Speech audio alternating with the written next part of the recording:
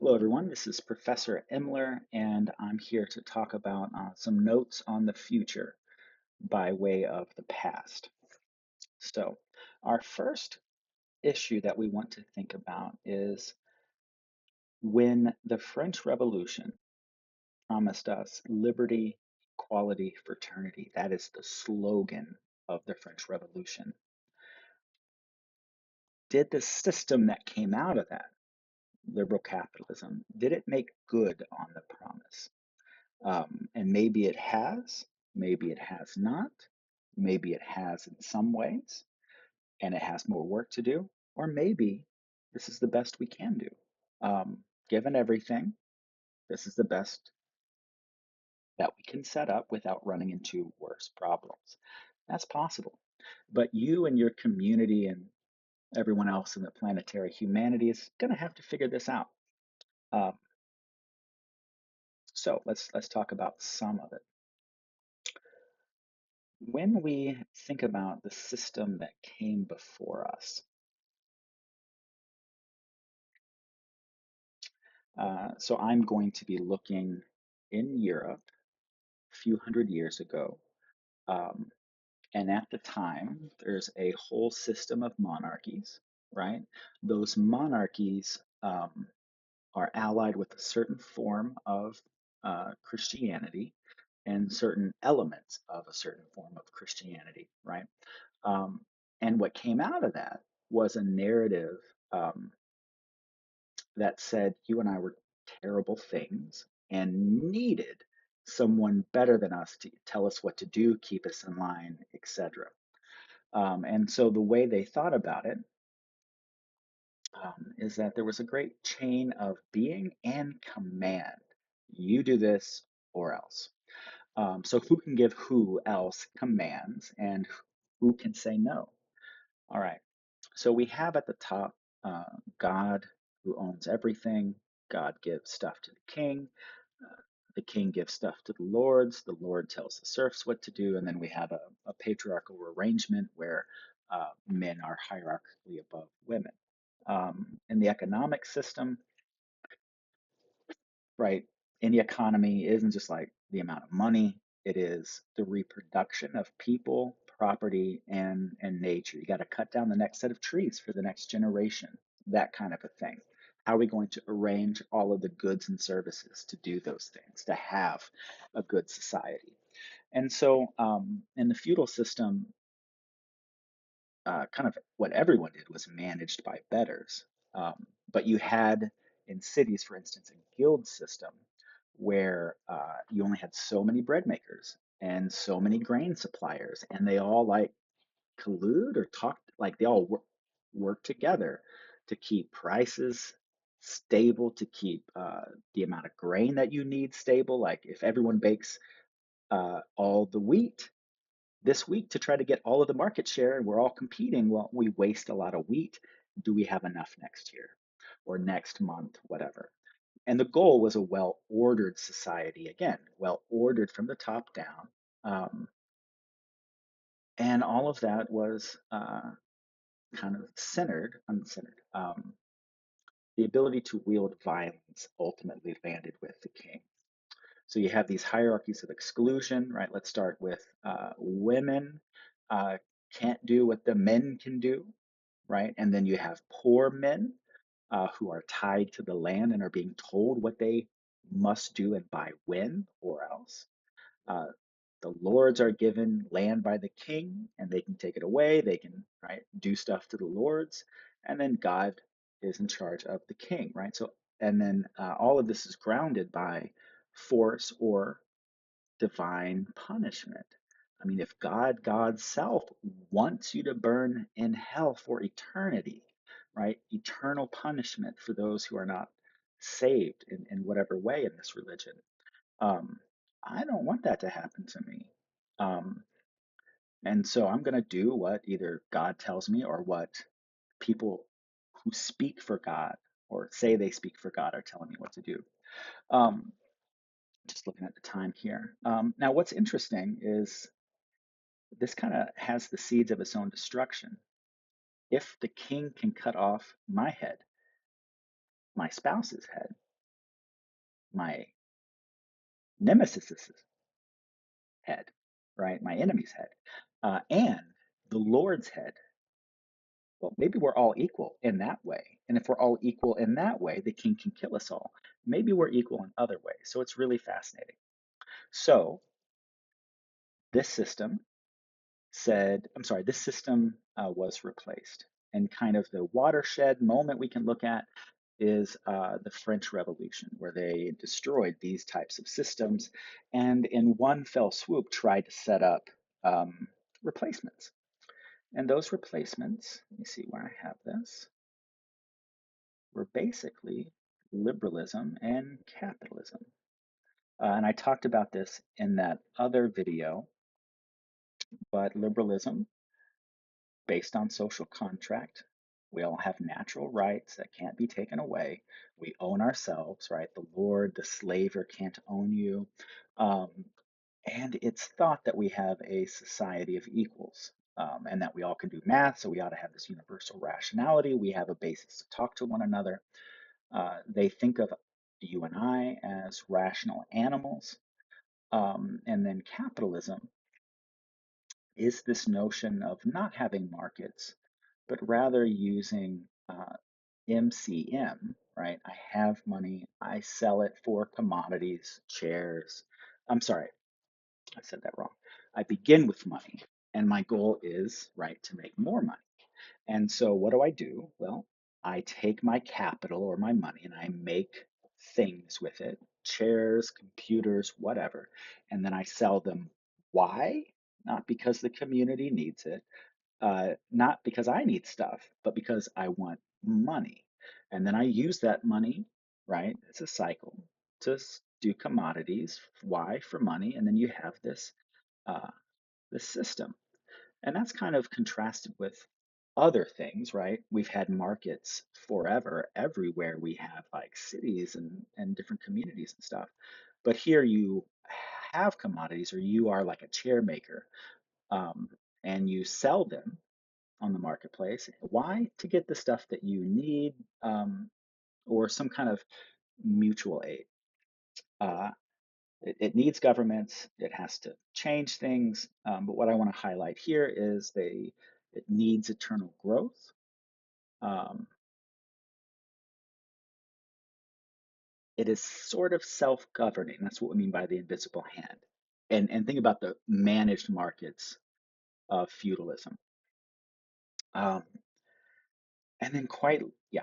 But what we are is a rational market actor. We're not a rational animal. Now, in this system, we're Homo economicus, not a wise human, but economic human.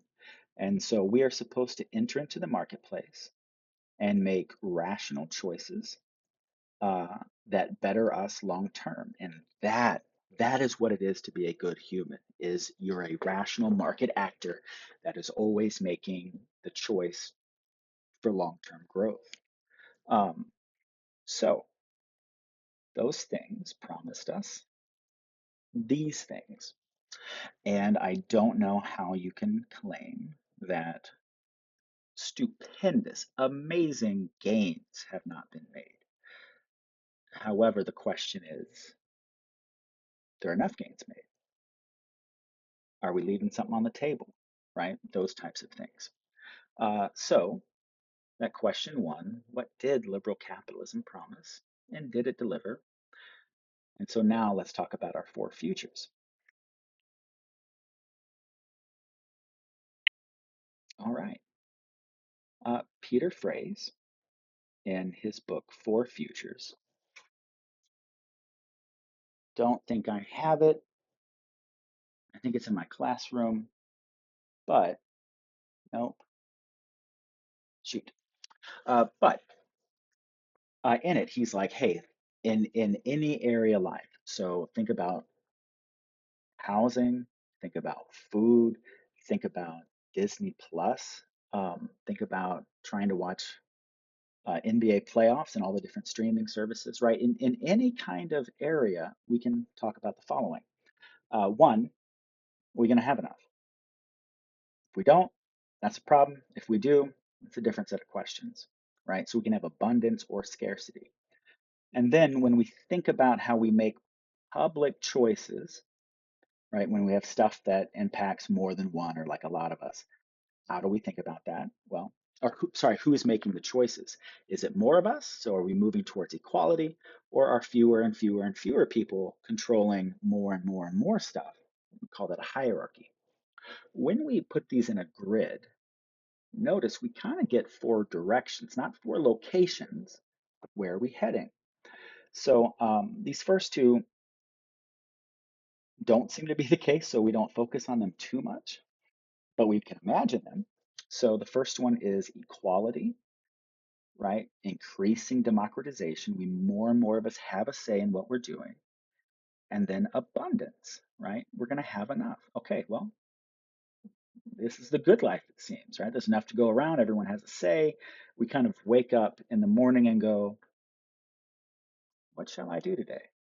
In like a really interesting, fun way. Anyway, whatever about that. Then we can imagine something like scarcity arising. There isn't enough. I mean, I'll talk about this in a second, but when the rain stopped in Cahokia, no more corn was grown. How do you have a kingship or something like it when you can't feed your people, right? So it collapsed. Um, so anyway, uh, scarcity and equality. We might have to really work together, really share things to even make it. Um, that notion of scarcity forces us to work together. And then we have the notion of hierarchy, where again, more and more wealth or whatever. Think about Disney owning all of the big media properties, Marvel, Star Wars, and so on. Um, Concentration. Um, well, if there's enough stuff and there's that concentration, well, we can call that something like rentism. Um, and Disney and landlords are a great example of this. In both cases, it's hey, here's a thing you either need, housing, or you want the entertainment, and I will not. Oh, yeah, textbooks. Think about textbooks. Maybe I think even for this course, um, I will not let you buy or keep or own anything, but I'll certainly let you borrow it as long as you give me money in return, right? Renting things. Um, and then that allows more wealth to concentrate and concentrate and concentrate. But then imagine fewer and fewer people owning more and more stuff, but there's not enough stuff to go around. And so here, where again we're facing systems collapse. But here, this is a crass way to say it, but what's the problem? Oh, the rich need to keep the poors away. So like everything is security, everything's a war, like all of that type of stuff.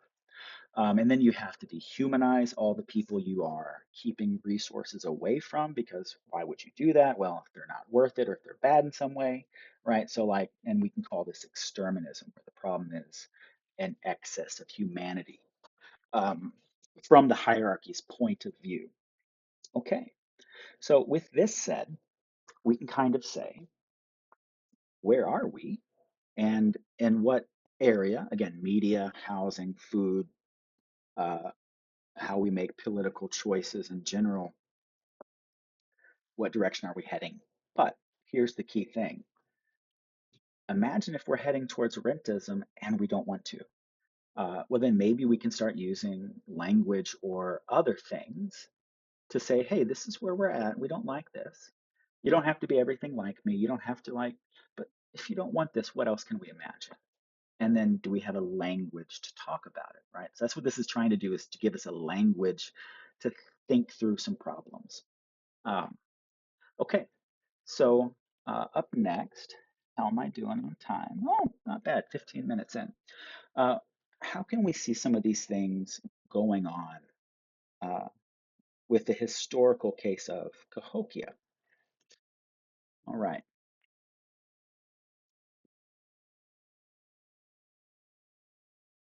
okay. So the first thing I want to say is what we think culture is. This will be important in a second. Um, when we think about culture, it's not uh, lots of ways to think about culture, but in this class, we don't want to think about it as um, some essential, timeless, unchanging feature of a group. Um, and the reason for that is one, look at any society, they change all the time, slowly, different ways. Um, but the real thing is, if there is some essence to being German and some essence to being French, uh, well, the German people will think that the German essence is a better way to be than the French. And then suddenly, like, you have hierarchies, you have reasons for violence, etc. Um, it helps you understand yourself if you think there's an essential essence, but um, what comes along with that, and is it the case? So, anyway, rather than some kind of like essential element that's instead, what if we think about culture merely as ways of life that could otherwise be? When we think about this, it opens up some things to talk about. So, one thing is, where do cultures come from? How do they change? Why do they change? Um, and what we find is rather than some kind of essential timeless feature, we copy cool stuff. You can think about slang. Uh, you guys are probably younger than I am, so think about how slang has changed and developed. Um, let's see, think about clothing, choices and styles, um, those types of things. Uh, but that's not the essence of culture because a lot of people do a lot of the same things. So what is it? Um, we see lots of adaptation. Humans are endlessly creative on often the edges of things. So physically, like out on the edge of the frontier, um, or think about if two people groups start interacting, right? That's a type of frontier, right? And there you have to either struggle against people, struggle against the situation, and sometimes collaborate and work with people. Um, and so that just is a space where new things, ideas, forms are being generated. Um, so that's not the only thing. We also say no to stuff. Think about a food you don't like. Think about the way you don't dress.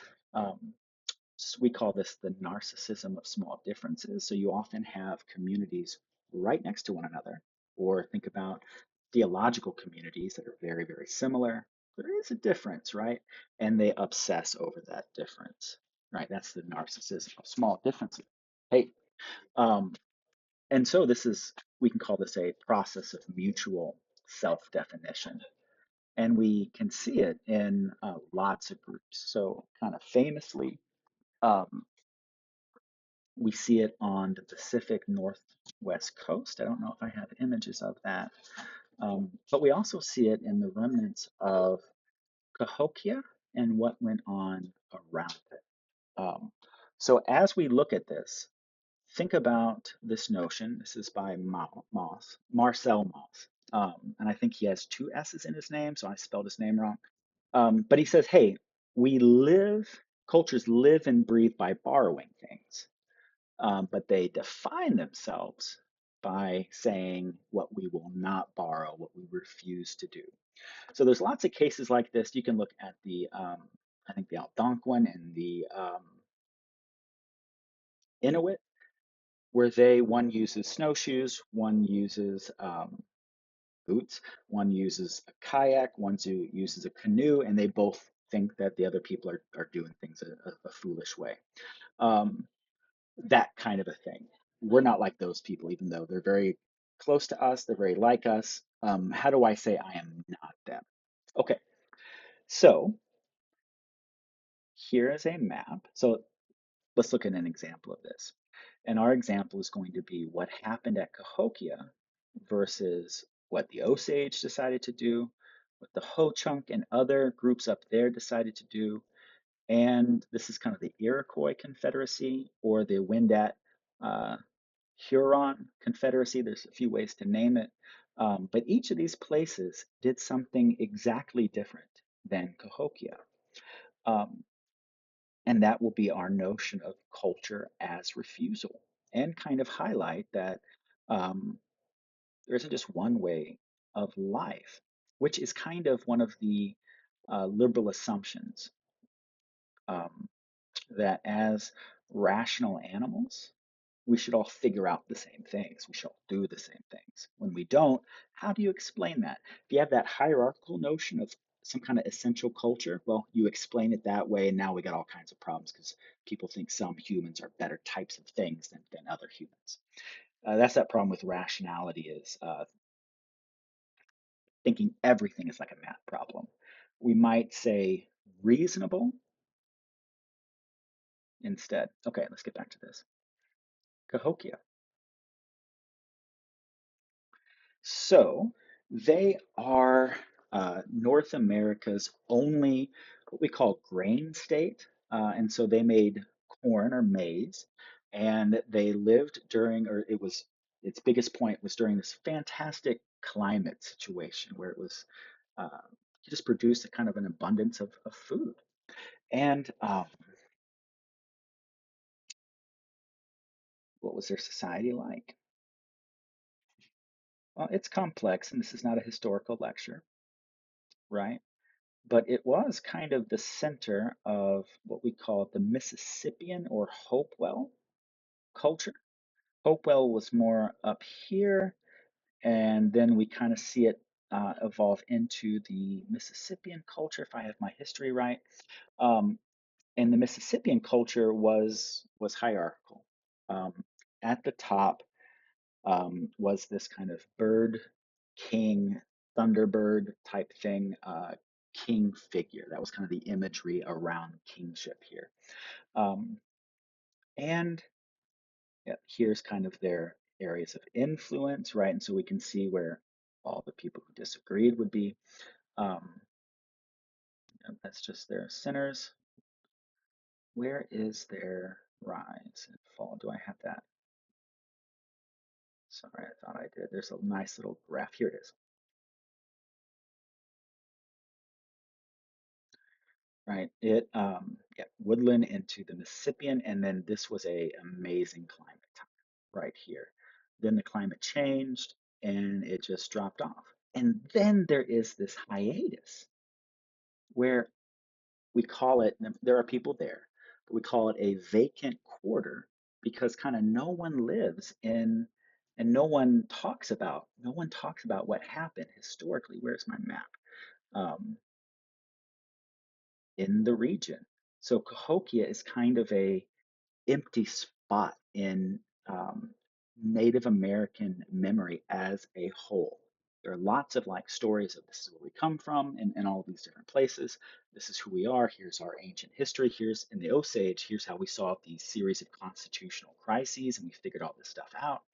But in Cahokia, it seemed to be they would draw in people, resources, so that people are like for people to work in.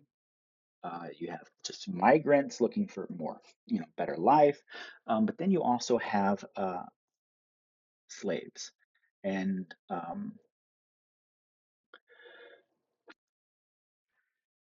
so what you have is a surplus from this whole region being sucked into Cahokia, and that enables Cahokia to do some amazing, amazing things,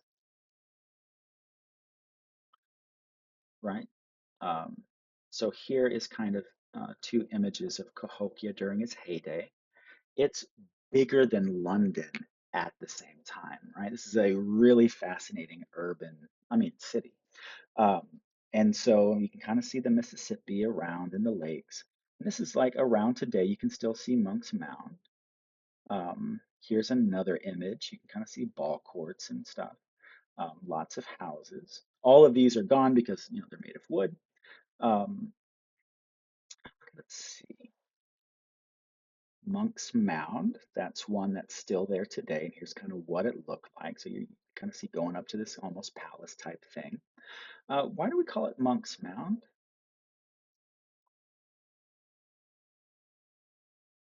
Okay,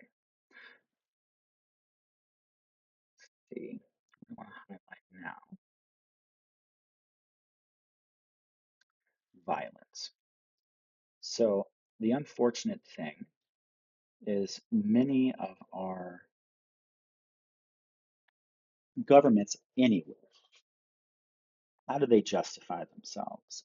Often they have to say no to the prior legal order, and then they have to institute a new one.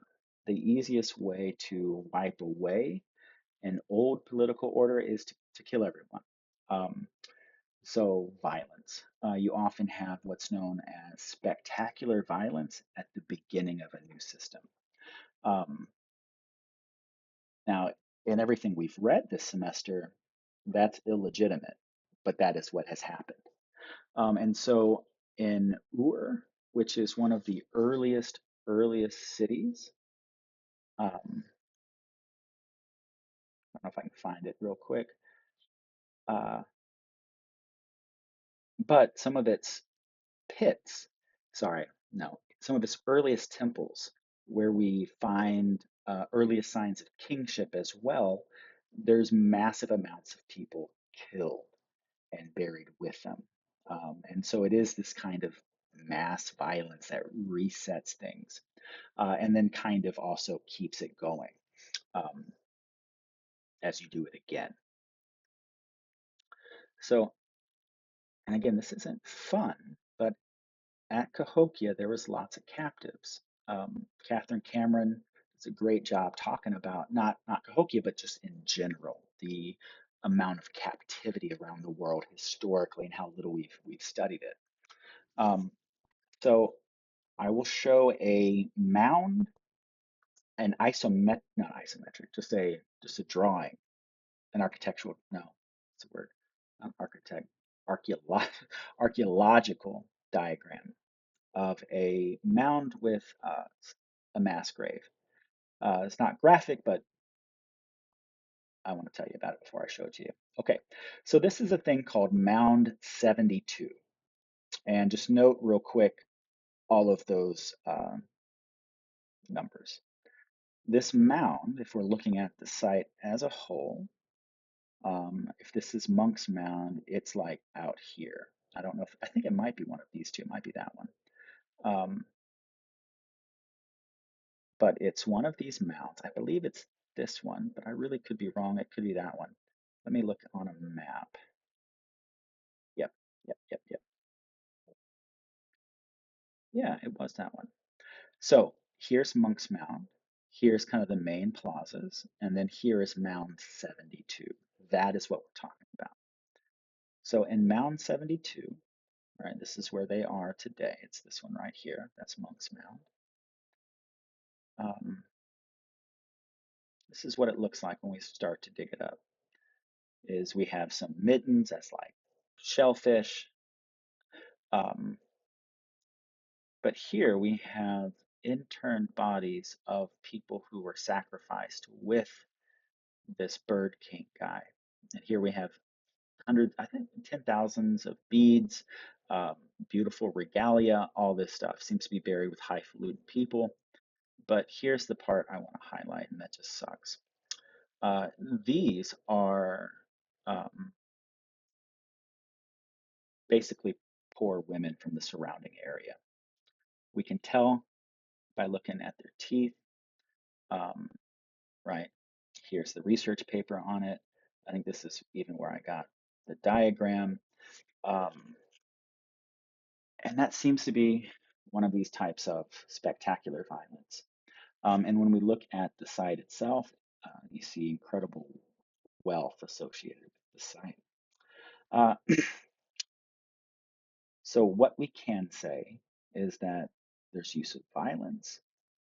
We're extracting value from people. And so that can look like a rentist society or an exterminist society. But we certainly see the capture of the surplus. I also said this falls apart, right? And there's lots of discussions. This is from, well, you can see the citation there. It comes from a PBS lecture that I watched on this. So this is a slide screenshot. But again, you can see when the climate changed, it just collapsed, right? And we know this part, the collapse part. The hiatus is kind of a mystery. But remember what I've been talking about. We have extraction, we have violence, we have centers of control. Uh, we're building fences to keep the poor people away. Um, then there's one other image I want to show you.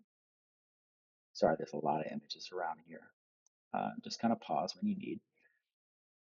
And it seems like the poor women were taken from this region, right? So they're literally extracting people from you to just and killing them to justify their power over you. You can tell people don't like that. Um, so they seem to collectively forget what happened. So there's no stories out of here for Cahokia, what happened, um, how it rose. It's just gone. Um, so that was 15 minutes on four futures in Cahokia. What was the response? Remember, creative refusal, that notion, right? Creative refusal, you are not me, I'm doing something else, right? That's how I understand myself as not you. Okay, so in Wisconsin, what they did is they built, this is the Ho Chunk, or people around there. This comes from Spirits of the Earth, is they built all of these mountains. People in the Americas, all throughout, instead of building with stone, they often would build mounds of earth. Amazing things when you start piecing it all together. And so here, this aerial shot of a bunch of mounds from all over the place in Wisconsin. There's hundreds and hundreds of these. Um, you can quite easily tell that, like, here's a goose, here's some kind of bird, uh, here's a deer, right? Here's a dog, here's a cat with a long tail. Interestingly enough, these are also cats, kind of like looking, this is a panther looking down from the top. We got snakes, etc. Um, these are positioned around the landscape in certain ways. I can't go into it all the way, but it's almost designed. And then you go on these pilgrimage where you walk around. So it's almost like the landscape itself is designed to root you there, and to almost tell a story about who you are in relation. Each one of these has like a fire, a water, an air aspect, and it's designed to remind you of the interconnectedness of you with the land. Almost kind of like the opposite of we have to pull out as much corn as possible, um, because we have to have as much corn as possible. It's just a very, very different approach, and it's almost a no to what happened before. Um, you can read about it in Spirits of the Earth and other books. It's fascinating. Uh, and so that's up here with the Ho chunk. Osage, which closer to where we're at, I do not know a whole lot. But what seems to have happened with them is they have a story about where they come from. And the core of their story is think about what's happening at Cahokia. We need to kill off arbitrary power, right? If you're a chief and there's a reason for the power, let's do it. But if not, if it's not good for me, right?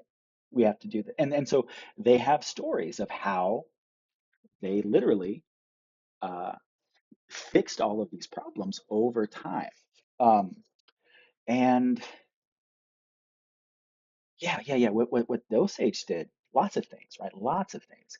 Um, but if Cahokia was a theocratic society, who controls the access to the information, access to the theology? Well, only like the priest or only this, and that they have control over you because if they don't keep the gods happy, rains don't come, etc. But Osage, here's from the Dawn of Everything, page 480. They're just straight up saying, hey, rather than, um, I'm sorry, they broke up that knowledge and gave it to different parts of the society so that they all had to work together to do the actual thing versus just having the monks do it. And so notice that spreading out power in the community um, in a way where no person controls it or could control it with violence or anything else. Also, um, they see all of this as stuff that they figured out. We had a problem, we figured it out, versus it is a rational utopia designed from the very beginning. Um, Now, also, I'm going to use this to illustrate a principle. I might get some of this incorrect. Um, but when clans of the Osage meet, they would meet often in this specific arrangement. And notice the different directions, sky, earth, right? All of them coming together, kind of ritually encoded. But one of the things I want to talk about is let's imagine, let's break out from this just a bit, and let's imagine you and I or our families are having beef. And sometimes you beat us up, sometimes we kill some of you all. How do you how do you stop that without like having a big heavy police force looking and hitting everyone?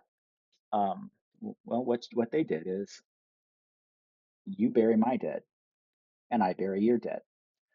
If I have to bury your dead, I'm probably going to treat the dead well because I don't want you all to do bad things to my dead, right? If you, right? Whatever. And so um, that kind of forces us to work together in a certain way. So yeah, it's fascinating the things that they put into place, seemingly to say no to the abuses in Cahokia. Um, then, in a really fascinating place, you have the Iroquois Confederacy and the Wendat Huron Confederacy. I think Iroquois was more their language group. But anyway, um, fascinating stuff up there. They met with French trappers, right? You can see this here. They're very Catholic. You had, I almost said Danish priests, but look, Jesuit priests. And then you had like colonial administrators, and they're all interacting with these, right, with this society that they've encountered.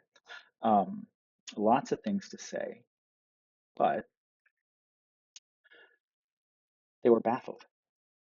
No one could tell anyone what to do in this region, even to the point of warriors didn't just go to war when their chiefs told them to. They only went when the chief could convince them it was a good idea. And so imagine World War One, if the people deciding what happened in the war, what if like the soldiers themselves said, yeah, we should be doing this. Yes, we should not. Um, it might have gone very differently. Might not even have happened, right? But that's the notion is you can't give commands. You have to convince. Um, and this just baffled them. And it again, lots of other things, but it seemed to be a reaction to what went on in Cahokia, even when you kind of look at uh, their origin myths, the peacemaker. And the peacemaker, right? This is a confederation of a bunch of different groups. And so, how did they all get together for the first time? And so, it's a story not of like one guy defeating evil. Evil is defeated, but it's defeated by caring for it and bringing it back into the community with responsibility. So there's this part of the story is there was this witch who ate people um, and fun stuff. They would get others on their side by slipping them pieces of human flesh in their food, and then later being like, "You've been eating human flesh for a long time. Aren't you evil like me?" And it's that was the story of how they did it. Um, but you have people like getting control over others and being dangerous with it, all of those things, and like literally eating humans. So how do you stop that? There was one cannibal where the peacemaker snuck up behind him as he was making food in his pot and like snuck behind him up in a tree to where his face shone on the water. And the cannibal was like, oh gosh, who is that handsome cat? It's a beautiful dude. Why would I want to eat? And the guy thinks it's him. The cannibal thinks it's himself. Um, I would not want to eat something that beautiful. I should stop eating human people. And you know, it's a story, it's a short story. But like that notion of humanizing and seeing, oh, I am one of these, I am a part of this. That was the essential feature of peacemaking, which is very different from everybody comes here or is brought here and you do what I tell you to. Lots of other examples. But again, it just seems like it was a no. And it was a no because that was bad for us. Okay, so we see these people understanding themselves by saying, we don't do the abuses in Cahokia. And again, the way I talked about Cahokia, it was only that veneer of control. There's lots of other people, lots of other stuff going on, just like um, in any society. Okay, what is next? Yeah, so here's a story that we are told in a thousand small ways that this is about the best we can do. Should I talk about that? No. Yeah, that this is society is as good as we can do. Uh, Maybe we tweak the system, right? Like we fix the capitalism if it's doing something wrong, like if it's sending kids to factories like last century. Well, maybe we say don't do that. Still have factories, still have a capitalism, but maybe not sell people. Maybe not have child labor, right? Those types of things. So maybe we just manage it. Um, but one thing we're told, and I was told this all throughout um, my schooling, was this is inevitable. And I don't have a lot of time to get into it, but the general notion was once a human community gets above about 150 people, somebody's got to start calling the shots, that we just can't get it together. Um, is that true? Well, no. If we look at this site called Arslan Tepe, which I might not have much ready,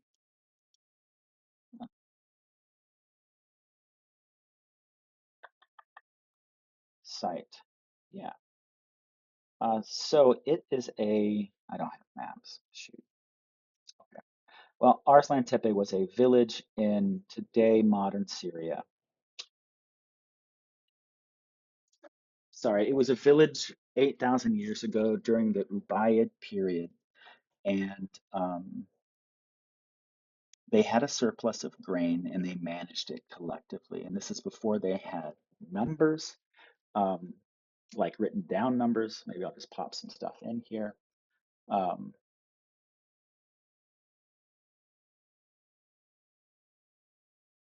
huh,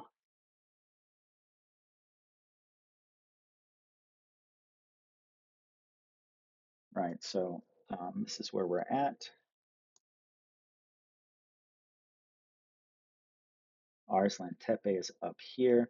Throughout this entire region, 8,000 years ago, there was this odd emphasis on everything being about the same. Everyone had the same house plan. Uh, a lot of the trash is the same. It was really interesting. Um, and when they would manage their collective stuff, tell Sabi Bayat, oh yeah, here's a good map. To clipboard. Yeah, so 8,000 years ago, this is right, Tigris, Euphrates. Here's all the early cities, but this was kind of like a really interesting swampland that was very fertile. And they all had throughout this whole society, it was almost like they made a conscious effort not to have imbalances. And one of the technologies they used was, I love this. I'm copying a lot of photos from another program I use to present this stuff. Um, right, so here we have a bunch of houses. We also have here some storage, right? Um, and as we look at this these storage, they would store the grain here, and then in this round area, they would put what's known as, if I can find it, there we go, geometric tokens made of clay. What is that? Well, it's pretty cool.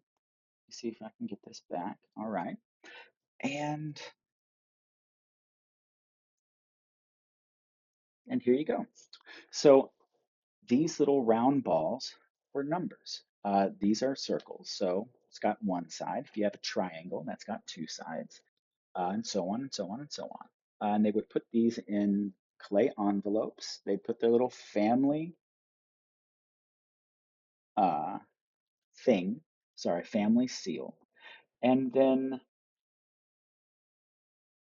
they would put those in a hopper, so to speak, right, in that circular area. And then we can tell, hey, have you gotten the right amount of food out? Have you taken a bunch? Have you whatever? But we see it at this site, just like all over this region. People, communities managing the surplus without anyone grabbing it. We can see something the opposite happen at Cahokia 6,000 years, I'm sorry, 2,000 years later. The same thing happens up in this place called Arslan Tepe. Um, and so that brings up a question of, are these things inevitable, right? Are our systems, did they deliver on these promises, right? And then where do we want to go if they haven't? If they have, fantastic. Um, if we can only cope, fantastic. But if not, then there are other questions we need to ask. But places like Arslan Tepe, places like or like people like the Osage, the Ho-Chunk, the Iroquois Confederacy, all of them suggest that there's not just one way to do it. That Cahokia's, Babylon's, Egypt's, in terms of Pharaoh, are not inevitable, and humans can actually make very self-conscious choices to set up social systems that just do other things. Um, so in our next discussion, we hope to talk about this thing called the parable of the tribes and why we can't opt out of some social features that everyone seems to dislike. And so the short version is, I don't need a corporate lawyer until you have one, and then I have to have a corporate lawyer, or you destroy me in some way, right? Okay, so that is what we want to talk about, or what we talked about, this notion of, hey, there's lots of ways to exist, to arrange things. Um, we're often kind of told that things can only go one way. Um, but when we start asking, hey, is our society good enough, right? Do we have these promises fulfilled? Well, maybe we can start to say, well, maybe not. If we say maybe not, maybe we can develop a language to talk about improving things. Um, so that's what we hope to cover next. That's what we've covered today. Things might not be as inevitable as they seem. Um, so anyway, I will talk to you later.